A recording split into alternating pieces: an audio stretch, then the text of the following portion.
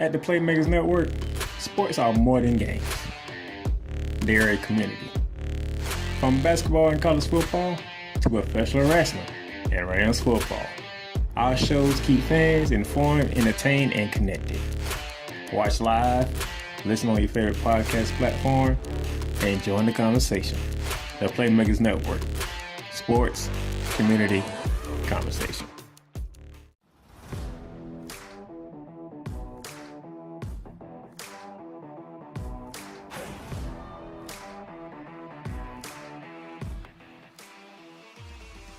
Maybe you from the 1970s, when the Los Angeles Rams was known as the prison foursome because of that defensive line. Or maybe you in the city of St. Louis, the gateway to the Midwest, where the greatest show on turf brought home the first ever Super Bowl championship. Or maybe you in the here and now, with the Rams back in LA, winners of Super Bowl 56. It doesn't matter, because when it comes to this, it's all about the Los Angeles Rams. Horns up, Rams South. Time to talk Rams football. And ladies and gentlemen, welcome to a new edition of Ramily Talk here on this Thursday, August 20th, 2026. Rams Nation East Coast Station is all about the Rams. Horns up. Thank y'all for joining me today as we are continuing our preseason preview like we do every year around preseason. We go through the schedule, tell you what I think about each game on the Rams schedule, give you my predictions of each game, and keep track of them. And we'll see how we do when the regular season starts. For the past, I would say 3 years, I've been somewhat on point. So I can't say that I don't know my team. So I know my team pretty well. So I'm happy to do this and to be like on point with them and stuff like that. But before we do that, I do have some news from you, and we are going to talk about the first preseason game against the Kansas City Chiefs in our Ramily Rundown. And to begin our Ramily Rundown here, we begin with news out in Los Angeles. I try to give you some news every now and then when I can. So, Rams announced lineup for fans' activity around the first ever regular season game in Australia. They are bringing the LA experience to Australia for week 1. And they have two things: the tailgate part and the deck part. Don't worry, I'm going to go through it right now. Ahead of the first ever regular season game in Australia at the MCG on Friday, September 11, the Los Angeles Rams have announced a series of fan experience and community initiatives set to begin the War of America football to Melbourne. The centerpiece of the activity is a high-energy River Rock fan zone at Crown, Melbourne, creating a vibrant hub of the young, offering fans, the locals alike, the opportunity to soak up the atmosphere in the days surrounding the game. Alongside this unique activation, Crown is set to be the official home of the Los Angeles Rams fans in Australia and the official fan hotel. Stephanie Chang, the VP and head of international Los Angeles Rams, said this, quote, "This is about more than the game. It's an opportunity to build our effort over the past 4 years in Australia to deepen our connection with our fans, showcase the energy and culture that makes NFL football so special, and create lasting connection with local communities. Whether you're a lifelong supporter or completely new to the sport, we've designed a week of activities to give everyone a chance to get involved and be a part of NFL history in Australia." These are some of the things that they're doing. So, like I said, they broke it up into two parts. You have the Rams South, the LA tailgate experience broken up in two parts. The tailgate part, that's the first part, the tailgate part. The tailgate will feature numerous activations, including Chevron Silverado set up to mimic a authentic tailgate, a one-of-a-kind GMC Yokum, a LA Rams branded lowrider, a LA inspired food truck, a merchandise kiosk, a bar, and more. The full experience will showcase live music, entertainment featuring the Rams cheerleaders, the Rams Marching Man, a DJ, and more. Rams South will bring one of America's most iconic sporting traditions to Melbourne fans with exclusive access moments, including the chance to take pictures with the Super Bowl 56 trophy. They bringing the Super Bowl trophy with them to Australia. Hang out with the Rams mascot Rampage. Rampage would be the a meet Ram legend. So I'm guessing Kurt Warner, Marshall Falk, Isaiah Bruce. You got some legends that's going to be there. That's the tailgate part. Here's the deck part. The deck presented by Microsoft Surface will feature a 22-yard, 20 meters long floating football field, a giant screen for fans to watch the game, and a viewing area. Additionally, fans experience entertainment and programming will be announced in the lead up to the event, turning Melbourne's riverfront into a sea of Rams royal blue and soul. So that's what the Rams are going to do when they get to Melbourne. They're going to turn it into something like a Rams game because we are the home team when we go to Melbourne for the first week of the season. So they're going to treat it as such over there in Australia. So all my Australian fans, y'all get ready for an experience. Y'all get ready to have the Rams take over. Don't worry, there'll be some 49er fans over there somehow, some way, because 49er fans they love to go everywhere. But you will get the full experience of the Rams. So embrace the Ramily. Come be a part of the Ramily all the way down under. We will welcome you in and give you a show of why it's good to be a Rams fan. That's in week one. What did take place in week one was the preseason week one. Rams went to Kansas City Arrowhead and they beat the Kansas City Chiefs 20-12. The takeaway from this game, Ty Simpson. 21 for 25, 190 yards, 2 touchdowns, 125 passer rating. He had a very good showing. I love what he did. He was in command of the offense. He knew where to throw the ball at. He made sure he got the ball to playmakers. He let them do their thing. He was on point with his passing. He looked very poised. He looked at confidence, which I love seeing from Ty Simpson. I know there's been a lot of scrutiny about this draft pick, so having him look the way he did against Kansas City was a good thing. Very good thing. Having control, command, knowing what to do with the ball, being very efficient, being on point. You got to love that from the 13th overall pick for the Los Angeles Rams. He did throw 2 touchdowns. Both of those came to running back Dean Connors, who caught both of those. Had a very stellar game. He was good toting the rock, good catching the ball at the backfield, good at running the routes that need to be run to be open so that Ty Simpson can deliver him the ball. Very appreciative of that. The defense. Yeah, the Kansas City Chiefs scored 12 points, but that was all field goals. The Kansas City Chiefs was out of the end zone. Good job by the defense, even though our starters did not play. So no Myles Garrett, no Brian Young, no Corey Turner, no Pandula Ford, no Brandon Fitz, no Trent McDuffie, Jalen Watson, and Cam Kitchen, Cam Curl, none of them. Matter of fact, they didn't even make the trip. Now that I thought about it, because I was watching this game and I heard the announcer say, well, we would talk about Trent McDuffie and Jalen Watson, but they didn't make the trip. The Rams starters did not make the trip. So the Rams starters, Devontae Adams, Matthew Stafford, they didn't make the trip. So the only guys that made the trip was the guys that was going to play in this game. So that was that. But, hey, defense, despite not having the starters on the field, kept the Kansas City Chiefs out the end zone, which is good. All field goals.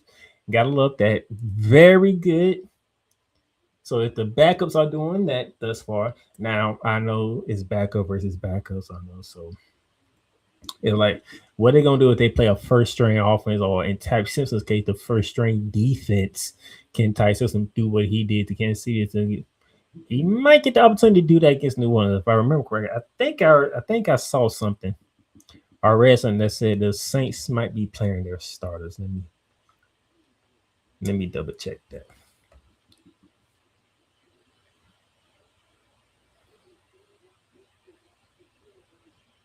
Let me go ahead. I want to see if they're playing their starters for this game coming up.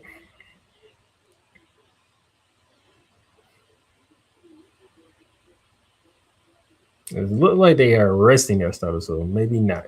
All right. So it might be another backup versus backup situation when the Rams play the Saints. And I do believe the game might be in New Orleans. I'm not too sure, but nevertheless, the Rams did good. They looked good. Shami very pretty sure Shami was pleased with what the Rams did on offense and defense. Also, Max Kyle did a good job on the tight end spot. Xavier Smith, good job as well, being a receiver and also special teams. So even though it's preseason, there are some things to take away. Tyson's did his thing. Tyson's looked the command of their offense, looked real good. But we know Matthew Stafford was the starter. But it's good to see Ty Simpson do what he did, get it going like the way he did. Again, 21 for 25, 190, 2 touchdowns, and a passer rating of 125. Can't ask for more of that than your debut. You played the hand that you was dealt. You handled it very well. Can't be mad at you. Thank you for doing what you needed to do to get that going. And with that being said, I believe we can take our first commercial break here and be ready to come back and talk some more football with you when we come back right after this. No.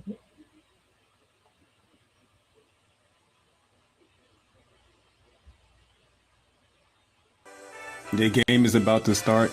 The last thing you should be worrying about is what's for dinner. With Cook Unity, chef-crafted meals are ready to enjoy in minutes. Great food, less hassle, more game time. Cook Unity, available through the Playmakers Network. Poppy J. You got the option to cry for the government. You got the option to protest. You got the option to keep buying. But this is also an option. Wise El Jefe. We're the first tech geeks. We're the first gamers. We're the first everything. Everything. Like Gen X's, we are the ones. BS3 Network proudly presents the crew from the New York boroughs who never wants that smoke. Nah, they want that fire. Poppy J and Wise El Jefe. Fridays at 9 p.m. Eastern, 8 p.m. Central. Check your local listings for your viewing and listening pleasure.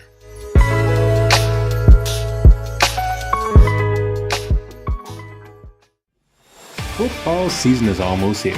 Whether you're heading to the stadium or watching from home or representing your team every day, NFL Shop has the gear fans need. Shop official jerseys, sideline apparel, hats, collectibles, and the latest merchandise from across the NFL. Get game day ready and support Ramily Talk when you shop through our NFL Shop affiliate link. NFL Shop, official merchandise, official fan gear. Horns up. Rams fans all around the world. It's a beautiful thing to be a Rams fan right now. Stafford's back. Lend me your ears, or should I say lend Playmaker your ears, as he breaks down week by week everything in the Los Angeles Rams canon. Number 99, Aaron Donald. Can't wait for 2029 to come to know that you are going in the Hall of Fame, and it should be first ballot, no questions asked. NFL Underground, if number 99 says I'm coming back for one more year. Join the Playmaker as he breaks down everything Los Angeles Rams style in Ramily Talk on the Playmaker Network YouTube channel and where you can find podcasts.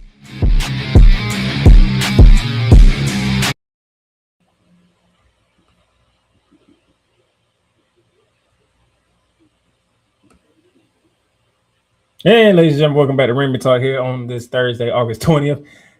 As now we got through the Ramily Rundown. Now we get back to our season preview. Last week we did the first 5 weeks. I had the Rams going 3-2 in that stretch. We had, of course, the 49ers out in Melbourne, Australia, week 1. We come home for week 2, get the Giants. We had the Denver for week 3, had the Philly for week 4, and then come home for Buffalo in week 5. So I had us winning 3 of those games and losing 2 of them. Now it's week 6, 7, 8, and 9. The Cardinals, the Raiders, the Chargers, and the Commanders. First up, our first meeting with the Arizona Cardinals. That's right. We'll be seeing the Arizona Cardinals in week 6. Our first meeting with them, our second divisional game. And this is what the Cardinals looked like last year. 3-14 last year, last in the NFC West. Kyler Murray, 68.3 completion percentage. Just under 1,000 yards passing, 6 touchdowns, 3 interceptions. He also rushed for 173 yards and a touchdown in 5 games because he was dealing with injury. He was injured for most of that season. His backup, who is now the starter for the Arizona Cardinals, Jacoby Brissett, almost 65% completion percentage, 33, 66 passing yards, 23 touchdowns, 8 interceptions. The lead back for them was a duo. Actually, the lead back for them was Michael Carter, 92 carries, 333 rushing yards, and a touchdown. James Conner got injured too, so that kind of was a thing as well. They were dealing with a lot of injuries. The top receiver for them was not Marvin Harrison Jr. It was tight end Trey McBride. 126 receptions last year, 1,239 receiving yards, 11 touchdowns. Michael Wilson made a name for himself as well with 78 catches, just over 1,000 yards receiving with 7 touchdowns. Marvin Harrison Jr. in his second year, a very disappointing second year for Marvin Harrison Jr. 41 catches, 608 receiving yards, and 4 touchdowns. The key additions to the Arizona Cardinals, Mike LaFleur, former offensive coordinator for Los Angeles Rams, is now the head coach of the Arizona Cardinals on a 5-year contract. Defensive lineman LJ Collier, running back Tyler Algier from the Atlanta Falcons, wide receiver Kendrick Bourne from the San Francisco 49ers, safety Andrew Wingle, and wide receiver Devin Duvernay. They drafted Jeremiah Love with the 3rd overall pick from Notre Dame. They came back in the 3rd round and with the 113th pick and drafted quarterback Carson Beck from the Miami Hurricanes. So they are looking to the future. Jeremiah Love, Carson Beck. Key departures, of course, Jonathan Gannon, the former head coach, was fired after last season. They did lose Delvin Thomason, defensive lineman, and Kyler Murray, who's now with the Minnesota Vikings, competing for the quarterback spot over there with J.J. McCarthy. The Cardinals season statistics last year, they was 23rd in scoring at just under 21 points a game. 7 in passing, 232.6 per game. 31st in rushing, almost last, at 93 yards a game. 19th in total offense, 325.8. On the defensive side, they was 27th in total defense at 357. And 29th in scoring defense at giving up 28, almost 29 points a game. Last year, they was 0-2 against the Rams. They lost to us in week 14 in Glendale when there was a beating of all types of sorts, 45-17. And then we got them again at home in Los Angeles, 37-20. So here we go again. First meeting with Arizona Cardinals. This one is at home. The Rams win. I mean, come on. It's the Arizona Cardinals. Mike LaFleur, I like you. You did a good job as an offensive coordinator, but this is your learning curve here. You got to learn it first. And I don't think when you get to reach 6, you're ready to learn that lesson just yet. You take an L. Okay? So we come home. So we are home. Get back-to-back home games. We win over the Buffalo Bills and the Arizona Cardinals, moving us to 4-2 on the season. And then we take a trip to Vegas against the Raiders, Las Vegas Raiders. What does the Las Vegas Raiders look like? Well, here's what they look like. 3-14, last in the AFC West. We went from the last team in the NFC West and our division, the Arizona Cardinals, to the team that finished last in the AFC West and the Las Vegas Raiders. Interesting. Geno Smith, 67.4 completion percentage last year, over 3,000 yards passing with 19 touchdowns, 17 interceptions. Their rookie running back, Ashton Genty, 266 carries, just 25 yards off a 1,000-yard rushing attack with 5 touchdowns. Trey Tucker was the lead wide receiver along with Brock Bowers. Trey Tucker had 57 catches for 696 catching yards with 5 touchdowns. Brock Bowers, the rookie tight end from Georgia, 64 catches with 680 receiving yards and 7 touchdowns. The key signings for key additions for the Las Vegas Raiders. They have a new head coach, and Clint Kubiak, the former offensive coordinator of the Seattle Seahawks, is now the head coach of the Las Vegas Raiders. They brought in wide receiver Phillip Dorsett II, linebacker Nakobe Dean, center Tyler Lindenbaum, quarterback Kirk Cousins. And speaking of quarterback, the first overall pick was to the Las Vegas Raiders. And with that pick, they took Indiana's quarterback and Heisman Trophy winner, Mendoza. Fernando Mendoza. So looking forward, see how long will it take for Mendoza to hit the field. That depends on how good Kirk Cousins plays in that starting role. But we got to see how Kirk Cousins does. But Mendoza, he's right there. He's learning. He's doing his thing. And we shall see. The former head coach who was fired, that was Pete Carroll. They did lose offensive lineman Alex Kappa. That as well.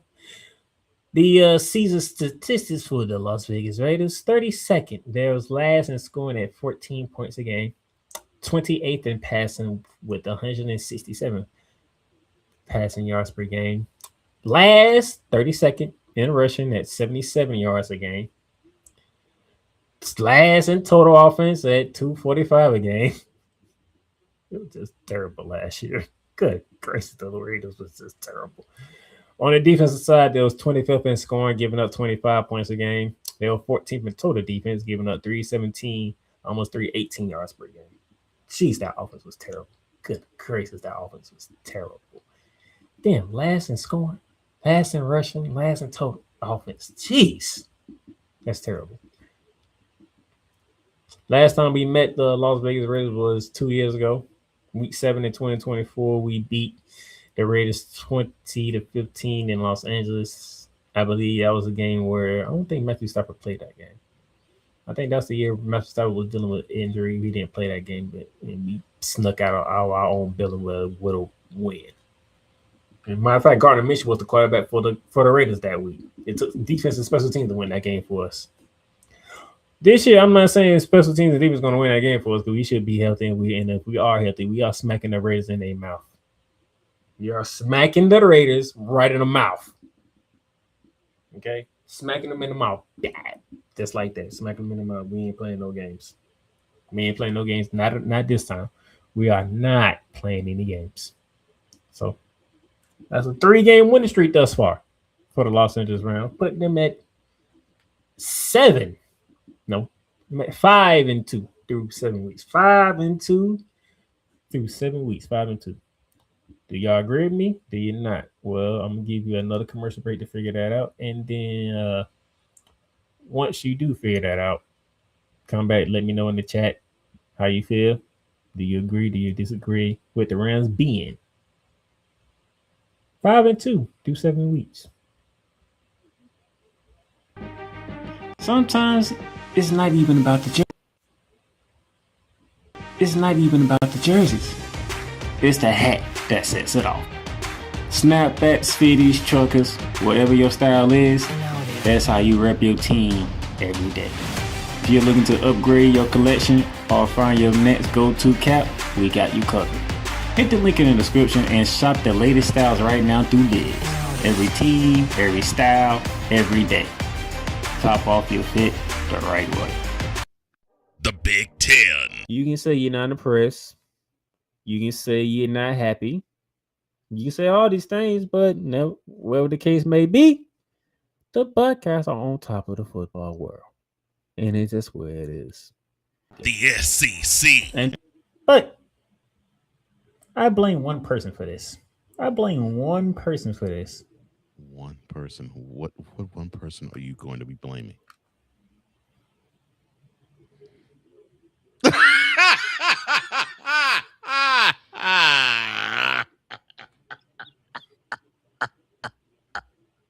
Good. I don't give a crap. Big 12. That team right there, that is ranked 15 that put up 45 points. Yes, sir.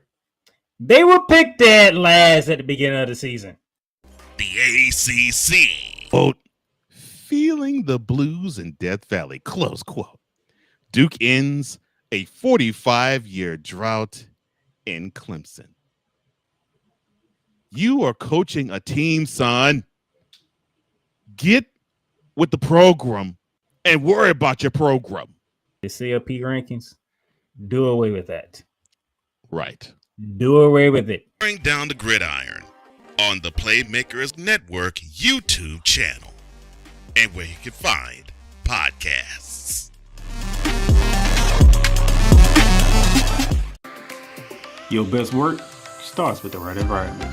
Whether you're working from home, managing a business, creating content, study for class, or gaming with friends, the right setup can make all the difference. From premium office chairs to modern desks and workspace essentials, Odin Lake helps you create a setup that works as hard as you do. Work smarter, stay comfortable, perform at your best. Discover Odin Lake today through the Playmaker Network. This is a BS3 Network presentation.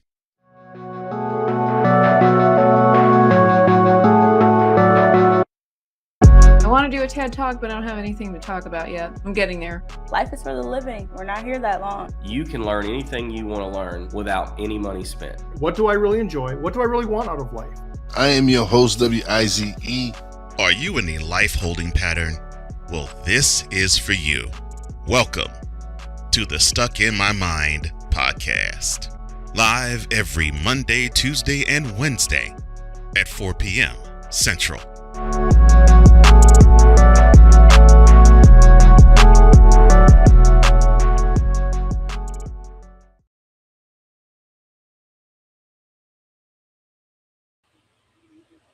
And welcome back to Ramily Talk here as we got through week 6 and 7 with Rams beating the Cardinals and the Raiders.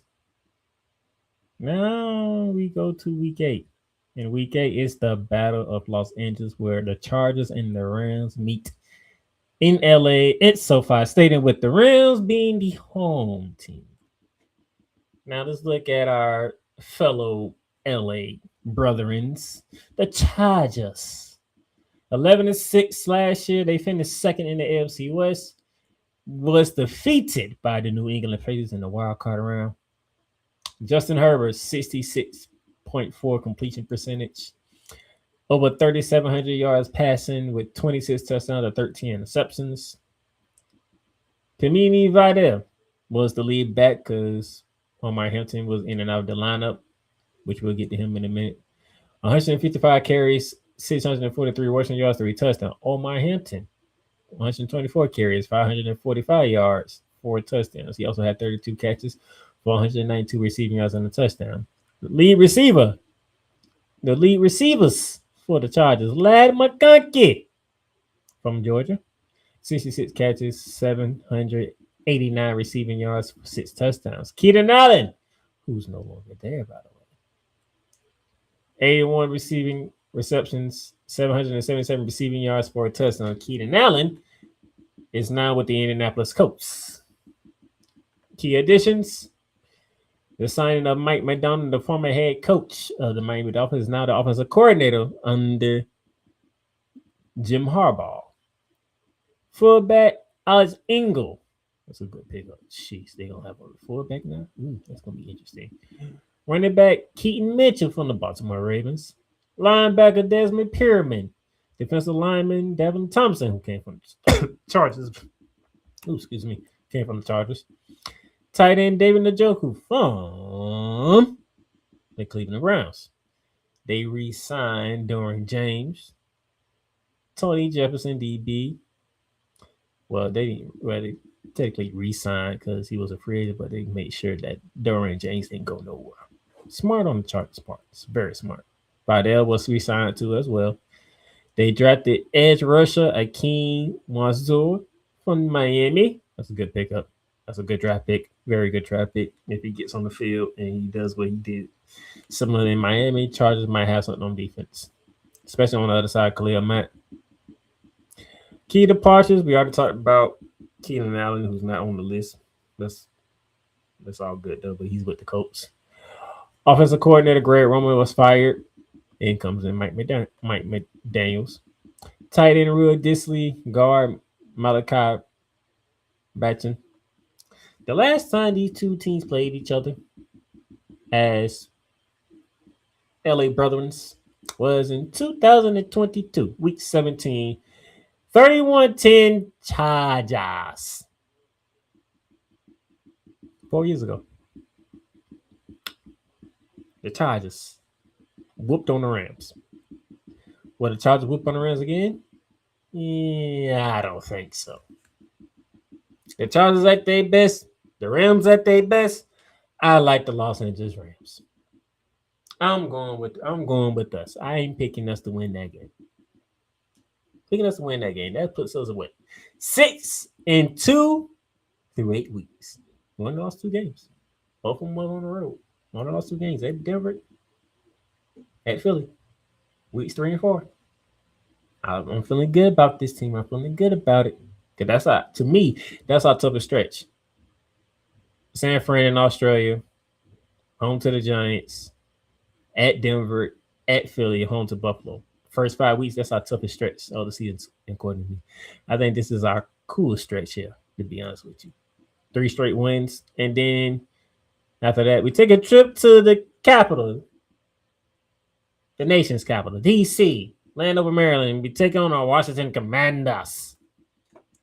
This should be interesting because the Commanders are getting their starting quarterback back, Jaden Daniels. But this is what he did last year. The Commanders were 5-12 in his third in the NFC East. Jaden Daniels, 60.6 completion percentage, over 1,200 passing yards with 8 touchdowns, 3 interceptions. He also ran for 278 yards with 2 touchdowns, but can only play 7 games. So he missed 10 of them. Filling in for him was Marcus Mariota, 61.2 completion percentage, almost 1,700 passing yards, 10 touchdowns, 7 interceptions. Almost ran for 300 yards on 50 carries and a touchdown. Joski Crossy Merritt, 175 carries, 805 rushing yards, and 8 rushing touchdowns. Deebo Samuel, who's now back with the San Francisco 49ers, unfortunately. 72 catches, 727 receiving yards, 5 touchdowns. He also had 75 rushing yards and a touchdown. Terry McLaurin, who can only play 10 games that year. So Terry McLaurin and Jaden Daniels were both down. 38 catches, 582 receiving yards with 3 touchdowns in those 10 games. Key additions. Signing of kicker Jake Moody. That'll be very helpful for him. Wide receiver Treylon Burks. Wide receiver Vance Jefferson. Wide receiver De'Ami Brown, who is back with them after spending a year in Jacksonville. Running back Jeremy McNichols from Tennessee. Running back Jerome Ford from the Cleveland Browns. Defensive back Akila Witherspoon. Yeah, that name sounds familiar because he was with us. Now he's with the Commanders. And tight end Anthony Frisker. They drafted linebacker Sonny Styles with the 7th pick from the Ohio State. Let's see how he fits in that defense with Dan Quinn. They also drafted linebacker Antonio Williams with the 57th pick from Clemson. In a injury-riddled year for the Commanders, the season statistics reflected as well. 22nd in scoring at almost 21 points a game. 24th in passing with 184 passing yards per game. 4th in rushing. 134, almost 135 rushing yards per game. And that comes up to being 22nd in total yards at 318, almost 319 a game. On the defensive side, there was 27 in scoring. That's not a damn clean defense. Giving up almost 27 points a game. 32nd, the dead last in total defense. Giving up 384 yards a game. That's a lot of yards to be given up as a professional football team. 384, you are literally 16 yards off and hitting 400. That's a lot of yards. And 16 yards can come in one play, maybe two. Okay, the last time the Commanders and the Rams met was in week 15 of the 2023 season out in Los Angeles, and the Rams won 28-20 in that game. A very different roster than the one that we're going to see in week 9 out in the East Coast in DC area, playing the Commanders. So how would this one go? Well, this one would just be honest. Straight up when we leave out on the East Coast. We will leave Washington. We will leave the Commanders field with a dub. So if you're wondering, 4 straight wins in this stretch, 5 in a row. If you add the Buffalo Bills game in week 5 to this, so that's 5 straight wins for the Rams. And we are all of a sudden now 7-2. I got us going 4-0 during week 6 through 9, making us 7-2 overall at this juncture of the season. Pretty much at the midway point of the season this far. I'm not backing off of it. This is how I feel. We'll be 72 after 9 weeks.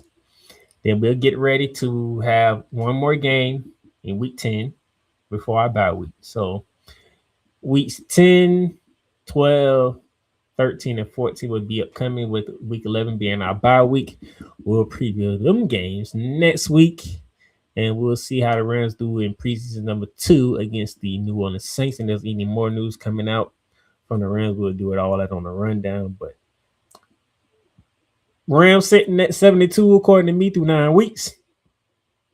But then we'll get you ready from weeks 10 through 14, with week 11 being our bye week. So with that being said, thank you for tuning in. Thank you for watching. This has been the Playmaker down in Silence here for another edition of Ramily Talk, Rams Nation, East Coast Station. Horns up every week. I'll catch y'all next week.